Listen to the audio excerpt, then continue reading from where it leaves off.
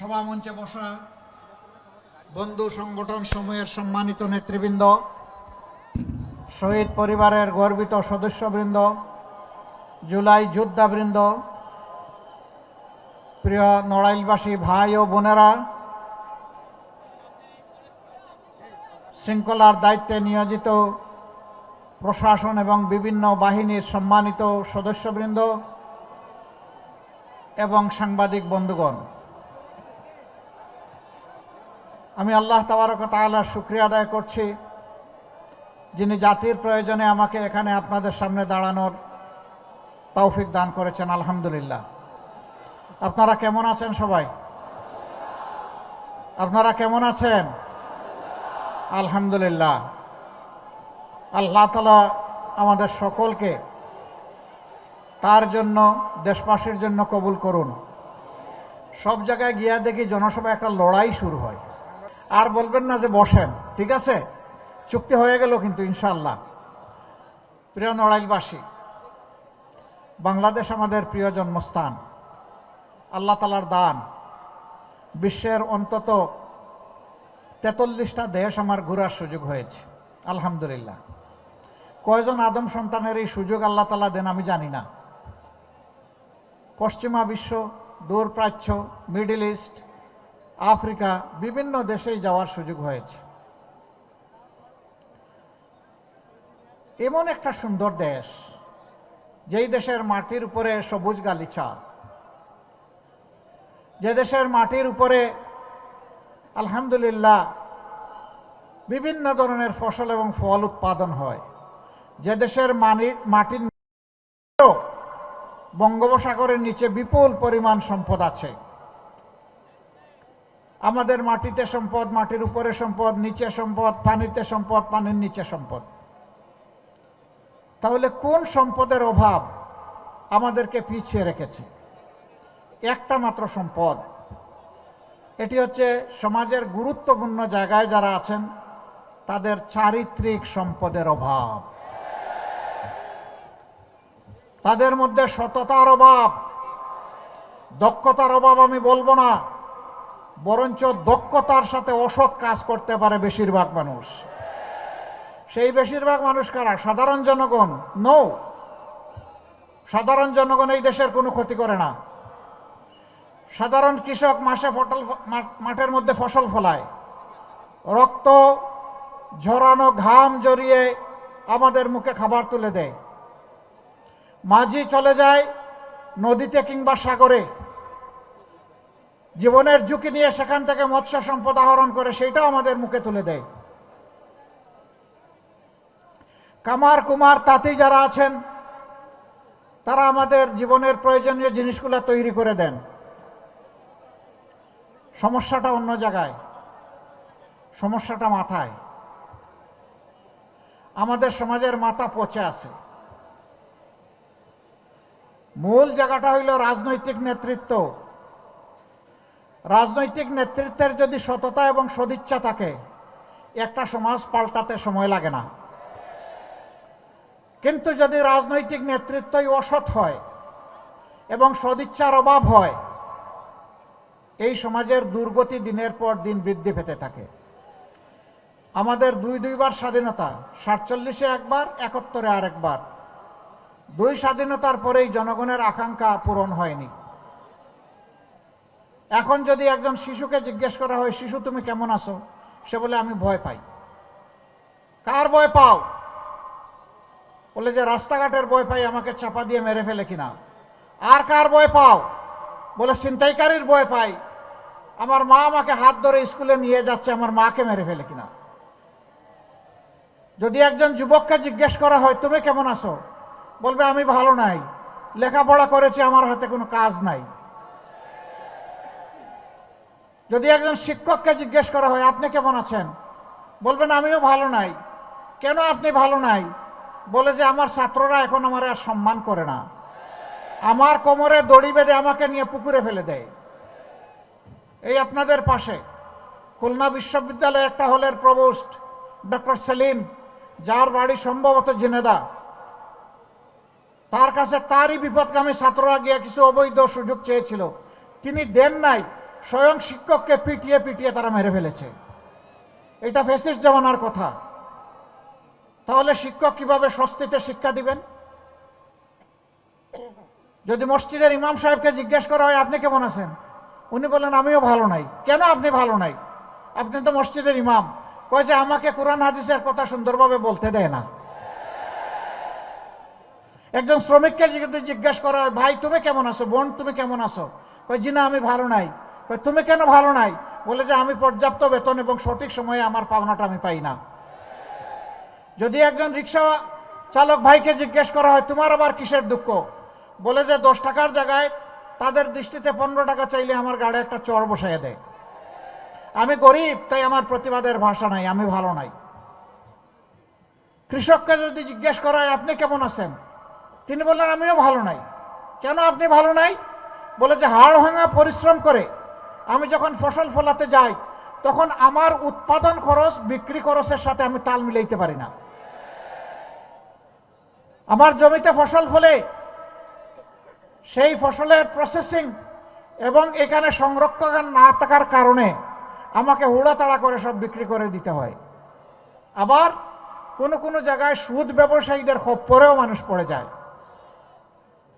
বলে আমি ভালো নাই, আমার নুন আনতে পান্তা ফুরায়, আমার সারের দাম বেশি, আমি কীটনাশক পাই না মানসম্মত, আমাকে সরকারের কৃষি বিভাগ থেকে পর্যাপ্ত টেকনিক্যাল সাপোর্ট দেওয়া হয় না, প্রযুক্তিগত আমাকে সহযোগিতা করা হয় না, আমি ভালো নাই। যদি একজন জেলেকে জিজ্ঞেস করেন তুমি কেমন আছো, বলে যে আমিও ভালো নাই, সমুদ্রে গিয়ে আমাকে চাঁদাবাজরা আমার ঘাড়ে ধরে। মুদির দোকানেকে জিজ্ঞেস করেন আপনি কেমন আছেন, বলবো আমি ভালো নাই, সকাল বিকাল চান্দা চায়। অবশ্য নড়াইলেই গুণা নাই, এখানেও আছে। আমি জানতাম নড়াইলের মানুষ শান্তিপ্রিয়, শিক্ষিত, ভদ্র, মার্জিত। এখানে ওই বিপদ আছে। আল্লাহু আকবার। যদি একজন নাগরিক পরিষেবা নেওয়া একজন নাগরিককে জিজ্ঞেস করে আপনি কেমন আছেন, আমি ভালো নাই। কেন ভালো নাই? বলে যে অফিস আদালতে গেলে টেবিলের উপরে একটা নিচে আর একটা আমাকে দিতে হয়। একজন বাস চালক অথবা একজন ট্রাক চালক ভাইকে যদি জিজ্ঞেস করেন আপনি কেমন আছেন, বলে আমি ভালো নাই। কেন? বলে যে নড়াইল থেকে আমি যখন পণ্য বুঝাই করে ঢাকার দিকে রওনা করি, ঘাটে ঘাটে ভিক্ষুকের মতো চাঁদাবাজরা দাঁড়ায় থাকে। অনেক সময় চাঁদা দিতে অস্বীকার করলে আমার জীবনের উপর অথবা আমার যানবাহনের জীবনের উপর কিয়ামত নেমে আসে। আমি ভালো নেই। এইভাবে সমাজের সকল মানুষকে জিজ্ঞেস করলে বলে আমি ভালো নেই। স্বাধীনতার 54 বছর হয়ে গেল, এখনো কেন আমাদেরকে শুনতে হয় আমি ভালো নেই? আমার সামনে সাংবাদিকরা দাঁড়িয়ে আছেন, যদি নীরবে নিয়ে জিজ্ঞেস করা হয় আপনি কেমন আছেন, বলে আমি ভালো নেই। কেন আপনি ভালো নেই? বলে যে আমি আমার বিবেক দিয়ে যা তুলে আনতে চাই মিডিয়া সেটা আমাকে তুলে আনতে দেওয়া হয় না, আমাকে হুমকি দেওয়া হয়, ধমকি দেওয়া হয়, সত্য খবর ছাপার জন্য আমার জীবনের উপরে অভিশাপ নেমে আসে, আমি ভালো নেই। সুতরাং সমাজে এখন বলতে গেলে কেউ ভালো নেই। এই ভালোর জায়গাটা কে তৈরি করবে? এই ভালোর জায়গাটা সেই তৈরি করবে যার সমাজের প্রতি দরদ, দায় এবং ভালোবাসা আছে। যে সমাজের উপর জুলুম করে সেইটা পারবে না। যে কথা বলতে গেলে মিথ্যা কথা বলে, ওয়াদা করলে মানুষের সাথে ওয়াদা ভঙ্গ করে, আমানত রাখলে খেয়ানত করে, এবং রাজনীতিকে যারা ব্যবসার পণ্য মনে করে, এরা জীবনেও বাংলাদেশ গড়ে দিতে পারবে না। এই সব বঞ্চনা নিয়েই 24 সালের জুলাই মাস আমাদের গর্বের সন্তানেরা তারা বিস্ফোরিত হয়েছিল। প্রথম বিস্ফোরণটা ঘটে ঢাকা বিশ্ববিদ্যালয়ে জুলাই মাসের 15 তারিখ। সেদিন আমাদের কলিজার টুকরা ছাত্রী আমাদের মেয়েদের গায়ে হাত দেওয়া হয়েছিল, লাঠি এবং মুগর পেটা করা হয়েছিল। ওই রাতেই আল্লাহর মেহেরবানিতে সারা বাংলাদেশ জ্বলে উঠেছিল। এখান থেকে আন্দোলন শক্তি পেয়েছিল তাদের। এর পরের দিন 16 তারিখ উত্তরবঙ্গের গুরুত্বপূর্ণ শিক্ষা প্রতিষ্ঠান বেগম রোকেয়া বিশ্ববিদ্যালয়ের মেধাবী ছাত্র, বীর মায়ের সন্তান আবু সাইদ রাস্তায় নেমে বলেছিল, হয় আমাকে অধিকার দে, না হয় আমাকে একটা গুলি দে। সে ডানা মেলে বলেছিল, বুকের ভিতরে তুমুল ঝড়, বুক পেতেছি গুলি কর। তার আস্থা ছিল তাকে কেউ গুলি করবে না, সে তার অধিকার পাবে। কিন্তু না, 1, 2, 3 তার বুকে 3টা গুলি ছোড়া হলো। সেই ছেলেটা সেদিন কিন্তু পিঠে কোনো গুলি নেয় নাই, বুকে গুলি নিয়েছে। পিঠে গুলি নেয় কাপুরুষ, বুকে গুলি নেয় জাতির জন্য বীর পুরুষ। একদিনে 6 জনকে হত্যা করা হয়েছিল, রংপুর থেকে চট্টগ্রাম, ঢাকা রাজধানী, কোনো জায়গা বাদ পড়ে নাই। সম্মানিত ভাইরা, এরপরে আন্দোলন আস্তে আস্তে মোমেন্টাম পায়। এই আন্দোলন যখন মোমেন্টাম পায়, একটা পর্যায়ে গিয়ে সরকার অনেক কিছু করেছে। 1400 মানুষ খুন হয়েছে, শুধু ছাত্র না, ছাত্র তো মাত্র 32%, বাকি সব সাধারণ মানুষ। এবং যারা নিহত হয়েছে তার মধ্যে 62% মানুষ হচ্ছে খেটে খাওয়া মানুষ, দিন আনে দিন খায়। সেই লোকগুলো তাদের জীবনের সবচেয়ে মূল্যবান সম্পদ রক্ত, জীবন উপহার দিয়ে জাতির জন্য চলে গেছে। আল্লাহ তাদেরকে শহীদ হিসাবে কবুল করুন, আমরা তাদের কাছে চির কৃতজ্ঞ। এই বাংলাদেশ এখন একটু স্বস্তির নিঃশ্বাস চায়, আর পুরানা রাজনীতি ফিরে যেতে চায় না। এই পুরানা রাজনীতি বাংলাদেশকে আগাইতে দেয় নাই, পায়ে জিঞ্জির দিয়ে আটকে রেখেছে, সামনে দৌড়ানোর সুযোগ দেয় নাই। আমরা সেই বাংলাদেশকে আল্লাহর উপর ভরসা করে পাল্টে দিতে চাই। এই সুযোগই আগামী 12 তারিখ গণভোটের মাধ্যমে পুরানা বন্দোবস্ত রাজনীতির যা আছে এটাকে বলা হবে তুমি না, বিদায় নাও। এবং নতুন রাজনীতিকে বলা হবে হা। গণভোটে কি দিবেন আপনারা? কি দিবেন? হা মানে আজাদি, না মানে গুলামি। আজাদি না গুলামি? আজাদি না গুলামি?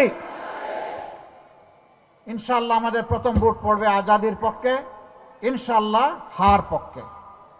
2 নম্বর ভোট, যারা সরকারে গিয়ে দেশটাকে ইনসাফের ভিত্তিতে পরিচালনা করবেন। সমাজে আর কোনো বৈষম্য হবে না, চাঁদাবাজি থাকবে না, দুর্নীতি চলবে না, মামলা বাণিজ্য হবে না, নিরীহ মানুষকে হয়রান করা হবে না, মায়ের গায়ে হাত পড়বে না। সেই বাংলাদেশটা আমরা গড়তে চাই। সকলের জন্য নিরাপদ বাংলাদেশ, সকলের জন্য গর্বের বাংলাদেশ আমরা গড়তে চাই। সকলের জন্য ন্যায় বিচার আমরা কায়েম করতে চাই।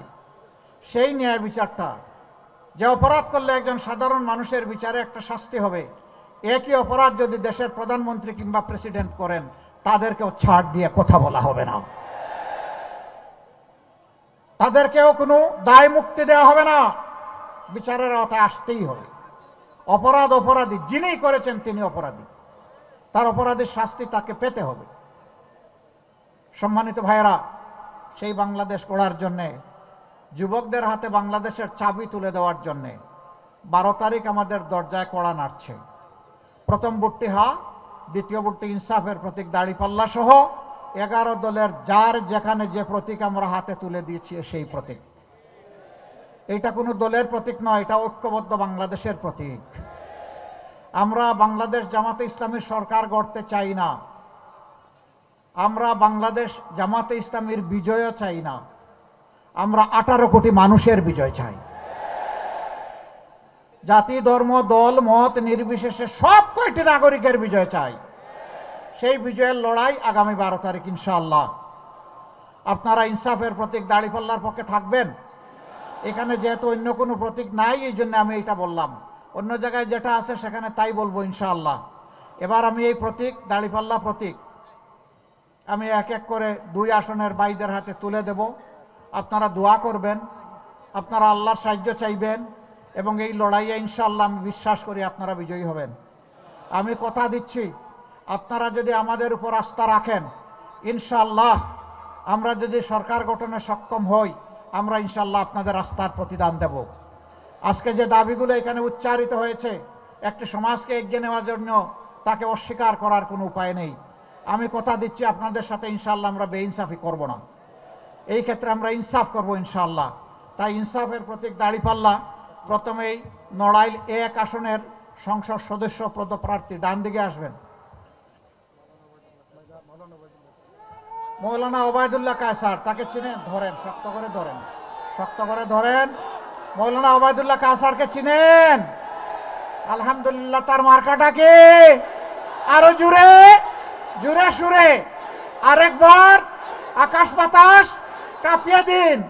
ইনশাআল্লাহ 12 তারিখ সকাল সন্ধ্যা সারাদিন ইনশাআল্লাহ জিতে যাবে বিজয় মালা, ইনশাআল্লাহ দাড়ি পাল্লা, মাশাআল্লাহ। বিজয় করে নিয়ে ফিরবেন, ওযু করে 2 রাকাত নামাজ পড়বেন, বিজয় চোখে আল্লাহর দরবারে সেজদা দিবেন, শুকরিয়া আদায় করবেন। সেই দিনটার অপেক্ষায় থাকলাম। আল্লাহ আমাদেরকে কবুল করুন। এবার নড়াইল 2, আপনি একটু সরে যান। নড়াইল 2 আপনাদের একজন শিশুর হাতে আমি এখন তুলে দিচ্ছি। আতাউর রহমান বাচ্চু। আমাদের ওইদিকে শিশুকে বাচ্চু বলে। এখন বাচ্চুর বাপ হয়েও সে এখনো বাচ্চু। আলহামদুলিল্লাহ। এই নওজোয়ানের হাতে ইনসাফের প্রতীক দাঁড়িপাল্লা তুলে দিলাম। ভাই বোনেরা সবাই চিনেন তাকে? এদেরকে মায়া লাগে? প্রতীক আছে? কোন সে প্রতীক? ইনশাআল্লাহ জুড়ে সুরে আরো জুড়ে ইনশাআল্লাহ 12 তারিখ সারাদিন ভাই বোনেরা দলে দলে ইনশাআল্লাহ বিজয় হবে। ইনশাআল্লাহ বিজয় মালা, ইনশাআল্লাহ। মাশাআল্লাহ তাআলা আযীম। আল্লাহ তাআলা নড়াইলবাসীকে মর্যাদা বাড়িয়ে দিন। যোদ্ধারা তৈরি থাকুন। কোন কালো চিল এবং শকুন আসমান থেকে জমিনে নেমে কোন একটা মানুষের বুটও যেন ছু মেরে নিয়ে যেতে না পারে। যদি এরকম আসে 2 ডানা খুলে ফেলবেন। যদি কোনো দুর্বৃত্ত অন্য কোনো নাগরিকের বুটের দিকে হাত বাড়ায় অথবা কেউ যদি ইঞ্জিনিয়ারিং করতে চায়, মহান আল্লাহর উপর ভরসা করে বলছি আমরা কাউকে ছাড় দিয়ে কথা বলবো না। তৈরি আছেন? লিল্লাহি তাকবীর, লিল্লাহি তাকবীর। ইনশাআল্লাহ লিল্লাহি তাকবীর। ইনকিলাব ইনকিলাব, জিন্দাবাদ জিন্দাবাদ, ইনকিলাব জিন্দাবাদ। আসসালামু আলাইকুম ওয়া রাহমাতুল্লাহ। জি, সম্মানিত শ্রোতামণ্ডলী, আমিরে জামাতকে আন্তরিক মোবারকবাদ জানাইতে এখন আমিরে জামাতকে আমরা শিয়া বাটার ও ভিটামিনে সমৃদ্ধ লিলি বিউটি সোপ, তারুণ্যময় উজ্জ্বল ত্বকের জন্য। রিমার্ক